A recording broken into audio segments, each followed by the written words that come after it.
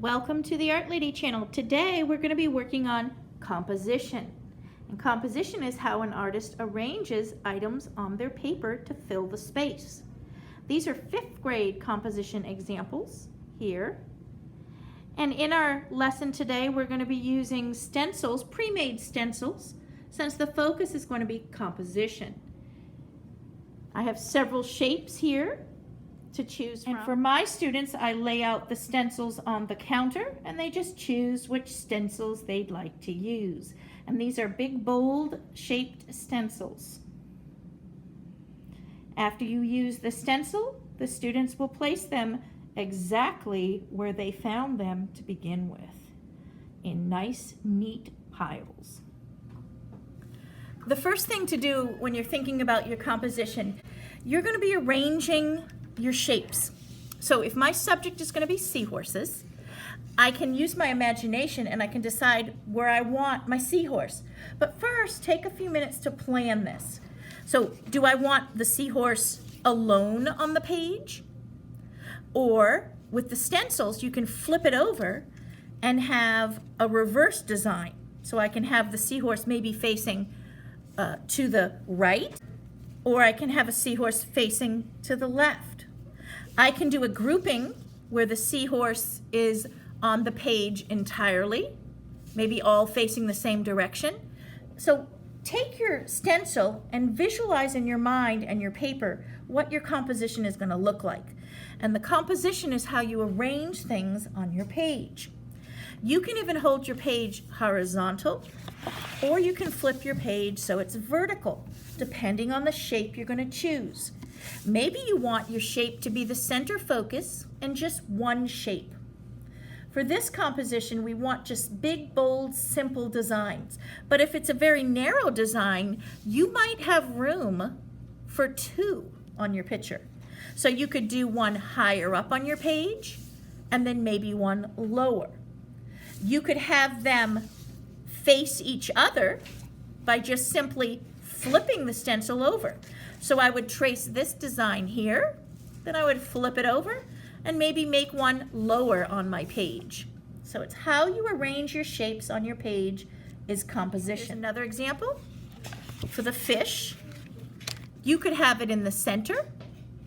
You could have the whole stencil on your page, or you might want part of it. So maybe I'll trace the other one up in this corner, but I don't have room for the tail. Part of the tail is off the page. That's okay if some of the subject matter goes off the page. That's just makes it a little bit more interesting to your composition. But you never want it to have it so that the face of it goes off the page. So you have this end showing. You could have maybe just this little bit showing in the back, okay, where it's not very important. But I wouldn't want the entire fish so the little piece is off the page. You wouldn't want that. You could have one fish going this way, looking into the page, and the other fish going this way, looking into the page. Here's an example, let's see if you can see it, with the pencil. When we design our composition, we're going to use pencil first. We're going to add detail with our pencil, and then we'll be tracing it with Sharpie. You can see it a little bit better when it's traced over with Sharpie. Here, for this composition, I have a chameleon looking into the page. And I flipped the chameleon over and did the reverse. And this one is looking into the page. Notice how they're at different points. That helps with composition. Then I added a tree branch that the chameleon is sitting on.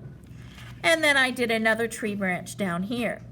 So after we design our composition, we're going to then add things to go with the subject matter. Add a few big, bold shapes to our background. Here you can see I added the big, bold branches and leaves. Keep your shapes nice and big and bold so that we can easily color them in. I even added pattern to my subjects, adding big, bold shapes. I kept it very simple. You do not want to color in with your pencil or Sharpie. or you don't want to add scribbly lines to your picture. Also, please do not add words to your picture. Here's an example of dolphins.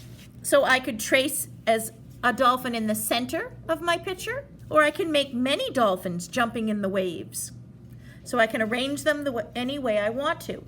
But what I don't want you to do, you don't want to have a dolphin, say here, and maybe another fish going upside down or sideways. You don't want that to happen. You don't want to trace a dolphin and maybe a seahorse over here. See how that's on top of the dolphin? It's on top of his head. You don't want to do a giant seahorse and a dolphin together, say like that, because it's not naturally occurring. The seahorse is way too big for the dolphin shape. You wouldn't want to have, say, the dolphin or the seahorse upside down and then do a chameleon. That wouldn't match. So you want to think about how you're arranging your shapes. You want it to be a natural looking scene or a natural looking picture. You don't want to do things that are maybe upside down or just to fill your space, maybe in rows like this. You don't want to do that, where it's just a row of something.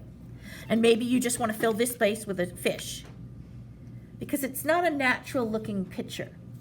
Here you can see I just arranged a few things to fill the space, and it's a natural looking picture. I exaggerated the background leaves. That way you're not drawing 100 little tiny ones.